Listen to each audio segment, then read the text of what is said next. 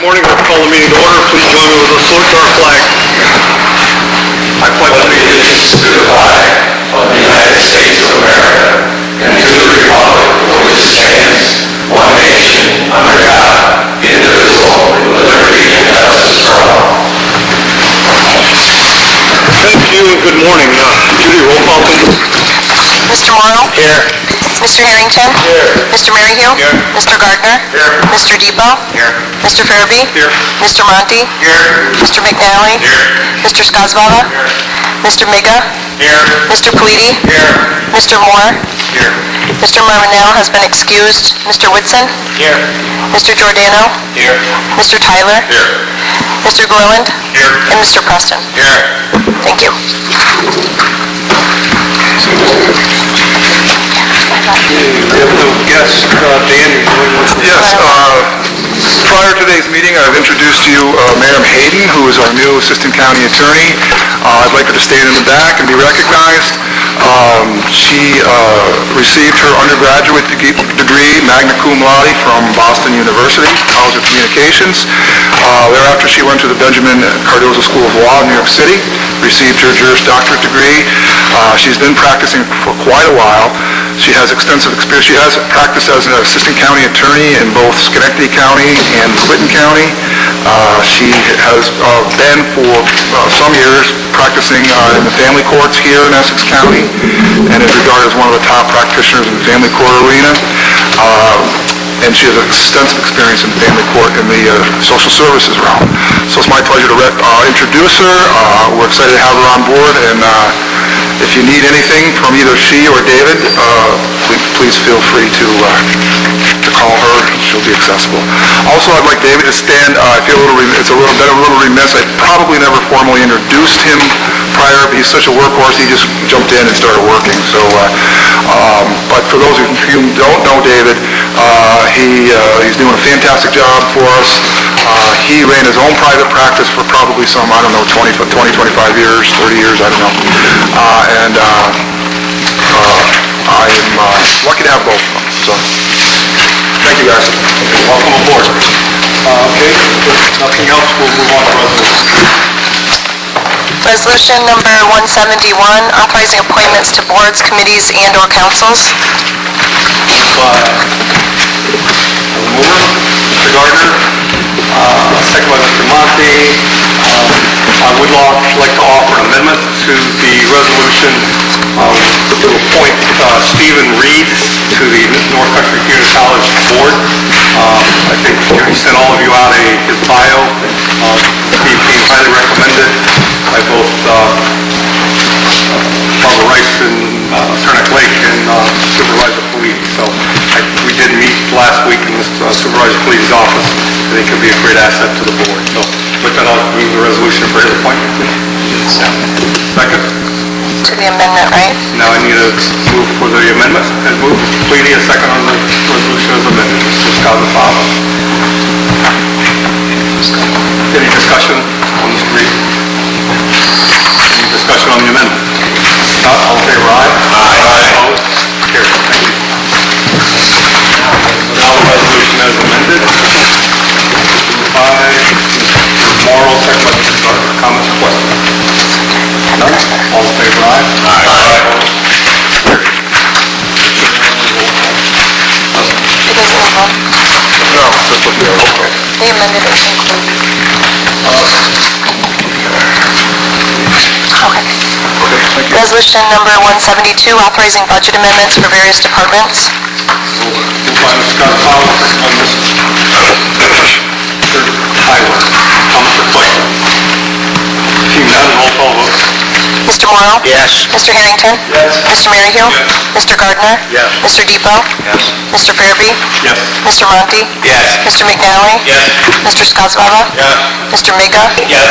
Mr. Paliti? Yes. Mr. Moore? Yes. Mr. Marnell has been excused. Mr. Whitson? Yes. Mr. Giordano? Yes. Mr. Tyler? Yes.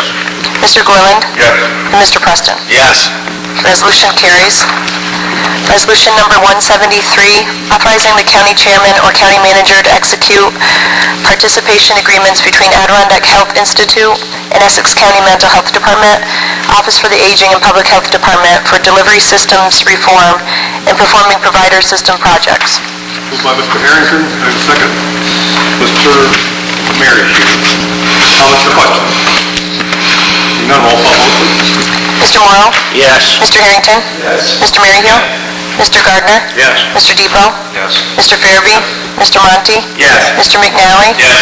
Mr. Skozavala? Yes. Mr. Miga? Yes. Mr. Pleady? Yes. Mr. Moore? Yes. Mr. Marnell is excused. Mr. Whitson? Yes. Mr. Giordano? Yes. Mr. Tyler? Yes. Mr. Gorland? Yes. Mr. Preston. Yes. The resolution carries. Resolution number 174, adopting and approving quality improvement reviews, policies, procedures for the Certified Home Health Agency and preventive services approved by the PAC. Moved by Mr. Harrington, second by Mr. Monty. Comments or questions? Seeing none, all in favor, aye. Aye. Opposed? Thank you. Resolution number 176, authorizing the Public Health Department to purchase VMSG Dashboard Public Health Performance Management System in an amount not to exceed $1,200 from budgeted funds. Yes. You missed 75. I'm sorry. Okay. Resolution 175, adopting and approving the Public Health Medical Director Policy Procedure Review by the Public Health Advisory Council. Moved by Mr. Gardner, second by Mr. Monty. Comments or questions? None, all in favor, aye. Aye. Opposed? Okay. Try 176, authorizing the Public Health Department to purchase VMSG Dashboard Public Health Performance Management System in an amount not to exceed $1,200 from budgeted funds. Moved by Mr. Miga, second by Mr. Harrington. Comments or questions? None, roll call vote, please. Mr. Morrow? Yes. Mr. Harrington? Yes. Mr. Maryhill? Yes. Mr. Gardner? Yes. Mr. Depot? Yes. Mr. Farabee? Yes. Mr. Monty? Yes. Mr. McNally? Yes. Mr. Skozavala? Yes. Mr. Miga? Yes. Mr. Pleady? Yes. Mr. Moore? Yes. Mr. Marnell is excused. Mr. Whitson? Yes. Mr. Giordano? Yes. Mr. Tyler? Mr. Gorland? Yes. And Mr. Preston. Yes. Resolution carries. Resolution 177, authorizing the Public Health Department to purchase a Massimo Pronto bloodless hemoglobin test sensor in an amount not to exceed $4,400 from budgeted funds. Moved by Mr. Miga, second by Mr. Harrington. Mr. Tyler, comments or questions? None, roll call vote. Mr. Morrow? Yes. Mr. Harrington? Yes. Mr. Maryhill? Yes. Mr. Gardner? Yes. Mr. Depot? Yes. Mr. Farabee? Mr. Monty? Yes. Mr. McNally? Yes. Mr. Skozavala? Yes. Mr. Miga? Yes. Mr. Pleady? Yes. Mr. Moore? Yes. Mr. Marnell is excused. Mr. Whitson? Yes. Mr. Giordano? Yes. Mr. Tyler? Yes. Mr. Gorland? Yes. And Mr. Preston. Yes. The resolution carries. Resolution number 178, authorizing the Public Health Department to apply for and accept a grant from the Adirondack Rural Health Network in the amount of $2,500 and authorizing the chairman or county manager to execute the same. Moved by Mr. Miga, second by Mr. Skozavala. Comments or questions? None, roll call vote. Mr. Morrow? Yes. Mr. Harrington? Yes. Mr. Maryhill? Mr. Gardner? Yes. Mr. Depot? Yes. Mr. Farabee? Yes. Mr. Monty? Yes. Mr. McNally? Mr. Skozavala? Yes. Mr. Miga? Yes. Mr. Pleady? Yes. Mr. Moore? Yes. Mr. Marnell is excused. Mr. Whitson? Yes. Mr. Giordano? Yes. Mr. Tyler? Yes. Mr. Gorland? Yes. Mr. Preston. Yes. The resolution carries. Resolution number 179, accepting, adopting, and placing on file policies, plans, procedures, annual reports. Moved by Mr. Whitson, second. Second by Mr. Morrow. Comments or questions? None, all in favor, aye? Aye. Opposed?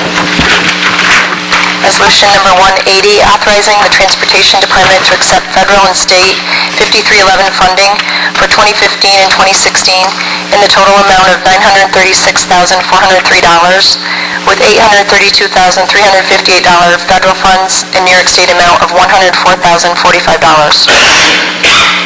Moved by Mr. Tyler, second by Mr. Merryle. Comments or questions? None, roll call vote, please. Mr. Morrow? Yes. Mr. Harrington? Yes. Mr. Maryhill? Yes. Mr. Gardner? Yes. Mr. Depot? Yes. Mr. Farabee? Yes. Mr. Monty? Yes. Mr. McNally? Yes. Mr. Skozavala? Yes. Mr. Miga? Yes. Mr. Pleady? Yes. Mr. Moore? Yes. Mr. Marnell is excused. Mr. Whitson? Yes. Mr. Giordano? Yes. Mr. Tyler? Yes. Mr. Gorland? Yes. And Mr. Preston. Yes. Resolution carries. Resolution 181, authorizing the public defender to accept a 3-year New York State Indigent Legal Services 2015 through 2017 distribution grant in the total amount $191,496, and further authorizing the chairman or county manager to execute the same. Moved by Mr. Miga. Second, Mr. Morrow. Comments or questions? None, roll call vote. Mr. Morrow? Yes. Mr. Harrington? Yes. Mr. Maryhill? Yes. Mr. Gardner? Yes. Mr. Depot? Yes. Mr. Farabee? Yes. Mr. Monty? Yes. Mr. McNally? Yes. Mr. Skozavala? Yes. Mr. Miga? Yes. Mr. Pleady? Yes. Mr. Moore? Yes. Mr. Marnell is excused. Mr. Whitson? Yes. Mr. Giordano? Yes. Mr. Tyler? Yes. Mr. Gorland? Yes. And Mr. Preston. Yes. Resolution carries. Resolution number 182, of condolence to the family of Richard B. Boyer. Moved by Mr. Pleady. Second. Resolution number 183, approving the issuance by the Essex County IDA of certain tax-exempt industrial development revenue bonds to finance and refinance a project for the Champlain Valley Milling Incorporated. Moved by Mr. Gorland. Second, Tyler. Comments or questions? None, roll call vote. Mr. Morrow? Yes. Mr. Harrington? Yes. Mr. Maryhill? Yes. Mr. Gardner? Yes. Mr. Depot? Yes. Mr. Farabee? Yes. Mr. Monty? Yes. Mr. McNally? Yes. Mr. Skozavala? Yes. Mr. Miga? Yes. Mr. Pleady? Yes. Mr. Moore? Yes. Mr. Marnell is excused. Mr. Whitson? Yes. Mr. Giordano? Yes. Mr. Tyler? Yes. Mr. Gorland? Yes. And Mr. Preston. Yes. Resolution carries. Resolution number 184, authorizing the Community Resources Department to apply for and accept a countywide local water revitalization grant in the amount not to exceed $500,000. Moved by Mr. Miga. Second, Mr. Harrington. Comments or questions? None, roll call vote. Mr. Morrow? Yes. Mr. Harrington? Yes. Mr. Maryhill? Yes. Mr. Gardner? Yes. Mr. Depot? Yes. Mr. Farabee? Yes. Mr. Monty? Yes. Mr. McNally? Yes. Mr. Skozavala? Yes. Mr. Miga? Yes. Mr. Pleady? Yes. Mr. Moore? Yes. Mr. Marnell is excused. Mr. Whitson? Yes. Mr. Giordano? Yes. Mr. Tyler? Yes. Mr. Gorland? Yes. And Mr. Preston. Yes. The resolution carries. Resolution number 185, authorizing the issuance of a permit allowing the use of county roadways for the Adirondack Marathon Distant Festival to be held in Scrin Lake on September 24th and 25th, 2016. Moved by Mr. Moore, second by Mr. Tyler. Comments or questions? None, all in favor, aye. Aye. Opposed? Carried. Resolution number 186, authorizing the purchasing agent to bid for equipment listed in the Department of Public Works 5-year plan for the year 2016. Moved by Mr. Morrow, second, Mr. Tyler. Comments or questions? None, roll call vote, please. Mr. Morrow? Yes. Mr. Harrington? Yes. Mr. Maryhill? Yes. Mr. Gardner? Yes. Mr. Depot? Yes. Mr. Farabee? Yes. Mr. Monty? Yes. Mr. McNally? Yes. Mr. Skozavala? Yes. Mr. Miga? Yes. Mr. Pleady? Yes. Mr. Moore? Yes. Mr. Marnell is excused. Mr. Whitson? Yes. Mr. Giordano? Yes. Mr. Tyler? Yes. Mr. Gorland? Yes. And Mr. Preston. Yes. Resolution carries. Resolution 187, authorizing to hire a temporary full-time building maintenance helper in the Department of Public Works. Moved by Mr. Monty, second by Mr. Depot. Comments or questions? Yeah, I wasn't here for that part of the committee meeting, but it's my understanding, and I haven't read the minutes, this is to replace someone who's out on leave? Yes. Doesn't that put us in a little precarious situation with the sheriff's department? It does. Also made I'm just saying, who also has made a similar request? It doesn't me, because the department has come to me and specifically identified to me what's wrong with the individual, how long they're expected to be out, and what it would take, why, the reasons for doing it. At That's all I've asked for from the Sheriff's Department. If I don't get that, then I haven't signed it. Now, that doesn't mean this board can't approve the temporary position in the Sheriff's Department if they choose to. That's your prerogative as the board. But there's a difference between this position and the Sheriff's position in that myself, as the day-to-day person who oversees the county, knows specifically what's wrong with this individual and how long they will be out and what the likelihood is of return. Didn't the sheriff tell us how long the individual would be out, how long he thought he would be out, but wouldn't divulge the information as to what his illness was? To me, this looks like we're doing something for one department that we won't do for another department. Again, that's up to you, and truthfully, DPW is coming directly to you. I would have signed this one regardless because I feel confident that I know what's wrong with the individual that's out, and I know whether he can or can't return to work. That does not preclude you from this board authorizing any position to be filled anywheres within the county if you so choose to do so. Where do we stand on knowing the reason why the individual's out? Again, yeah, Dan. I can speak to that. I sent you my legal opinion. To boil it down, asking for a prognosis or diagnosis from an employee, you've got to consider a few things. First of all, the duration of the time he's going to be out. They're going to be out 3, 4, 5, a week, 10 days. Then the Americans with Disabilities Act precludes you basically from asking for the reason why they're going to be out. Then it gets in, there's a couple of cases, there's a dearth of case law out there on this, so there's not a lot of stuff out there on this. So the time frame is important. If it's an extended time frame for months and months and months and months, then you get into whether you have a quote-unquote business necessity, whether there's a business necessity for knowing that information. Business necessities can be, in order to fill, like in the jail, you need people there working, and especially in the upper echelons, the sergeants, the lieutenants, and also it's because it's a jail, it's a little bit more temperamental hiring. I read the letter. Okay, not to prolong it. So the bottom line is that we do have that your medical officer, who I'm assuming is Dan, does have a right to have that information. Well, it would be the appointing authority, would be the sheriff. Okay, which he has. But if it's deemed necessary that we can get the information, it would go into the personnel file. The information would be held confidential, and it's also a good idea to stick it in a separate folder, to stick medical stuff in a separate folder in a personnel file. I'm just trying, and I did read your letters. So the sheriff is the appointed authority. He gets to make the decision. He has the information. And he gets to make the decision. So he's followed proper procedures. Except it sounds like, and I don't know anything about this specific individual, it sounds like this has been months and months and months.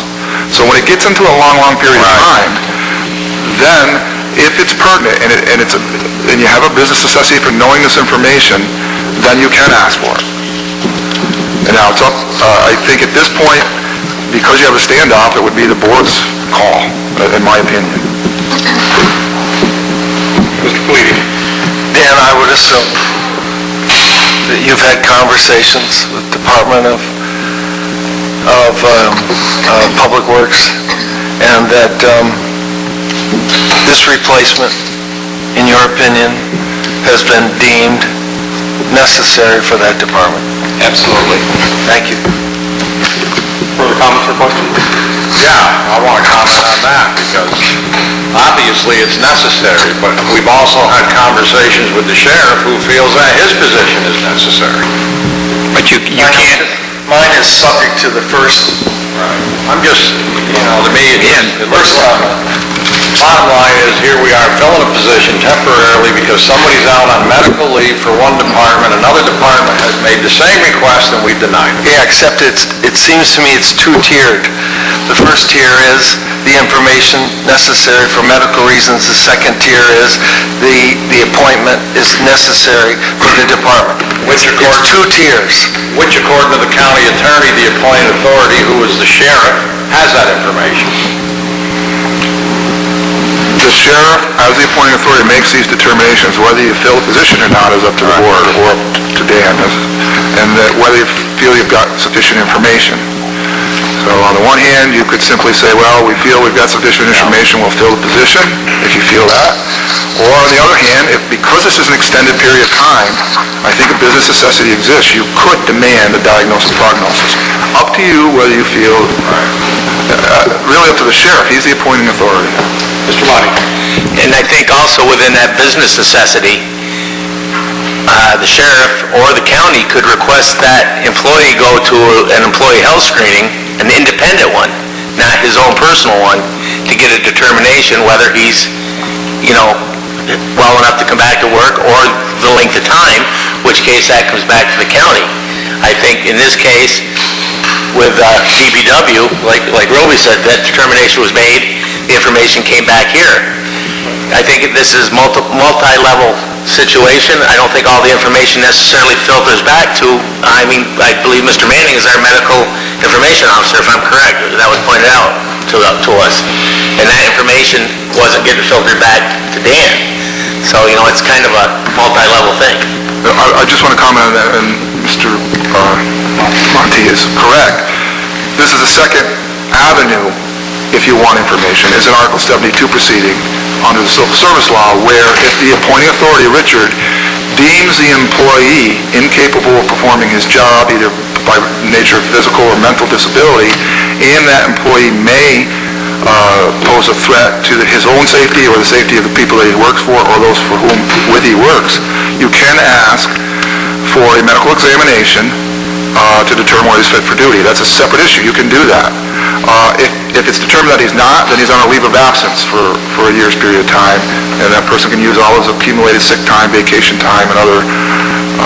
So that's a separate avenue that the appointing authority can take. So the appointing authority Richard certainly could do that, or he could do the first thing and determine, well, I don't feel it's a business necessity, so I'm not going to ask for the information. But then it comes down to, do you, and does Dan, and that's, I think, where Dan's kind of been up against the wall, he doesn't feel comfortable doing it without that information. Maybe you do. The board certainly can. Yeah, that's really up to you. And again, this is two separate issues, okay? Whether I know what's wrong with this individual or not has nothing to do with my authority to approve a temporary position. If a department head comes to me, and I don't care whether it's an elected department head or a regular department head, if they don't give me a plan that tells me how it is that they're going to spend their money or how it is they're going to fit within the budget or why, and they provide no information to me, then I'm not going to approve the position. That does not preclude you from doing it, like I said, but I'm telling you, I wouldn't recommend it without knowing how those are going to be paid for. DPW has explained to me how that's going to work. I have not received that from the Sheriff's Department. Mr. Glover? So on the business necessity, we have, one of the things we need to know is whether the individual who's out is capable of coming back and doing a job, so as to whether we're going to hire somebody temporary or somebody full-time, basically, or a full-time replacement. And that's what it's kind of the information needed. That's what it's coming down to, right? Correct. But who makes that call? I guess is it the sheriff? The sheriff is the appointing authority. Okay. Personally, and I probably get in trouble for saying this, you may want to fill a position because it sounds like it's needed. It seems as though there's been a time frame when he's not coming back until, so that at least gives you that information, and you sort of have to trust the doctor. And then if you get to a position where you feel that you want to know, because it has been an extended period of time, then you could ask it. Yeah, I don't know. It's kind of gotten way out of hand. Yeah, the issue here in the Sheriff's Department anyway is overtime. They're racking up overtime there because you actually have another employee, which I'm more concerned about, who's been out for 14 months drawing full pay on suspension. But that's a whole nother issue. So the overtime continues to rack up.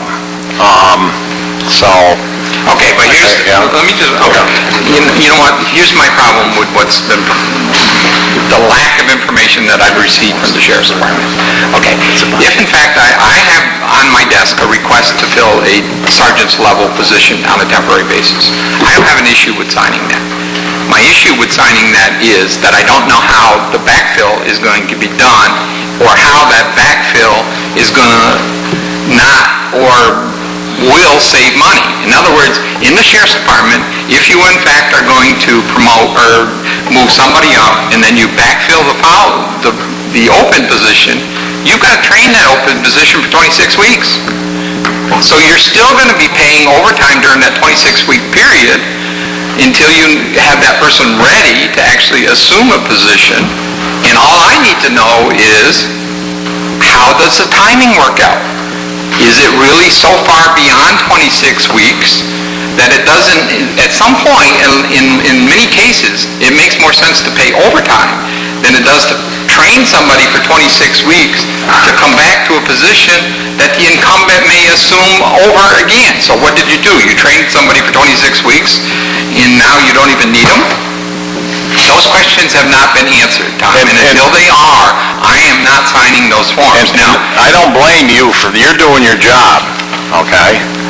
But it come back to me that the board, with no questions asked, filled the position for building and grounds under similar circumstances. In regards to the sheriff's department, overtime's always been an issue. They've requested more employees. We've given them more employees. We went to 12-hour shifts. Overtime is still an issue, Dan, as you know. Absolutely. I've suggested it before. I think you need to get an independent financial audit done of that entire department and go back 4 or 5 years and see where we are, if all these positions are actually saving us money, if in fact we need to have 3 pods running, if in fact taking in federal inmates, we're supposedly making money on it, and I highly question that if we are or we aren't. So they're paying us to house an inmate, but how much are we making a day off of that inmate? I mean, you've got the whole jail facility open and you don't have nowhere near the inmates in there to have it at capacity. Part of the conversation last week, it was represented, Dan's hands were also tied because the information that the sheriff was suggesting to us had not been forwarded into the personnel files and Dan's information. Has that been done? Because that was one of the real issues that we needed as a body to make that type of decision. Until that's done, I certainly would not be comfortable making any determination until that information has been transferred to the people who should have it. not that I'm aware of. Mr. Mott. Getting back to the overtime issue, Tom, my question, when it was presented to us, because the quote was, he's got a captain filling a sergeant's job, why are we paying a captain overtime when it should be paid by either a sergeant or in the next level of a lieutenant? We shouldn't be paying a captain rate overtime. Now that, to me, that's another situation involved in the whole thing. But like Noel said, the information isn't coming back. Mr. Blow. Would an independent medical evaluation get us over this impasse? That's not entirely it. I mean, honestly, I gotta tell you, I have a pretty good working relationship with my department heads. And when they have a problem, they come in and sit across my desk. They tell me what it is that they plan or what it is that they want to do and why they want to do it. I have not gotten that information from Richard. So it's left me in a position of saying, look, I don't know what to do, Richard. You won't tell me what it is that's going on. I don't know where I am in terms of your budget or what I'm spending. And until I know that, I can't sign off on these things. But, again, if Richard has got a plan and knows how this is going to work, I just need to know. Mr. Moore. All this discussion is really good if we were talking about the sheriff's request. The sheriff can come back at public safety. We are, like Mr. Scazafava wanted, there's a lot of discussion on this now, so it's out there. But this isn't relevant to the DPW going through the channel they should have. That's the resolution on the floor right now, it's DPW. Further questions on the resolution? If not, roll call, please. Mr. Morrow? Yes. Mr. Harrington? Yes. Mr. Maryhill? Yes. Mr. Gardner? Yes. Mr. Depot? Yes. Mr. Farabee? Yes. Mr. Monty? Yes. Mr. McNally? Yes. Mr. Scazavava? Yes. Mr. Miga? Yes. Mr. Pleady? Yes. Mr. Moore? Yes. Mr. Marnell is excused. Mr. Whitson? Yes. Mr. Giordano? Yes. Mr. Tyler? Yes. Mr. Gorland? Yes. And Mr. Preston. Yes. Resolution carries. Resolution number 188 of appreciation and congratulations to Seth Salati, Essex County Health and Safety Officer, on receiving PERMA's 2015 Kenneth Herman Senior Risk Management Award. Move it. Moved by Mr. Scottafawo. Second. Resolution 189, authorizing a contract amendment with Luck Brothers to include additional work on the Blue Ridge Road project in an amount not to exceed $1.96 million from budgeted funds, and authorizing the county chairman or county manager to execute the same. Moved by Mr. Morrow. Second. Mr. Moore, comments or questions? Seeing none, roll call vote. Mr. Morrow? Yes. Mr. Harrington? Yes. Mr. Maryhill? Yes. Mr. Gardner? Yes. Mr. Depot? Mr. Farabee? Mr. Monty? Yes. Mr. McNally? Yes. Mr. Skozavala? Mr. Miga? Yes. Mr. Palooty? Yes. Mr. Moore? Yes. Mr. Marnell is excused. Mr. Whitson? Yes. Mr. Giordano? Yes. Mr. Tyler? Yes. Mr. Gilliland? Yes. And Mr. Preston. Yes. The resolution carries. Resolution number 190, authorizing the purchasing agent to bid an award for the Hazelton Road project in the town of Wilmington with funds to come from CHIPS. Moved by Mr. Preston. Mr. Depot, comments or questions? None, roll call vote, please. Mr. Morrow? Yes. Mr. Harrington? Yes. Mr. Maryhill? Yes.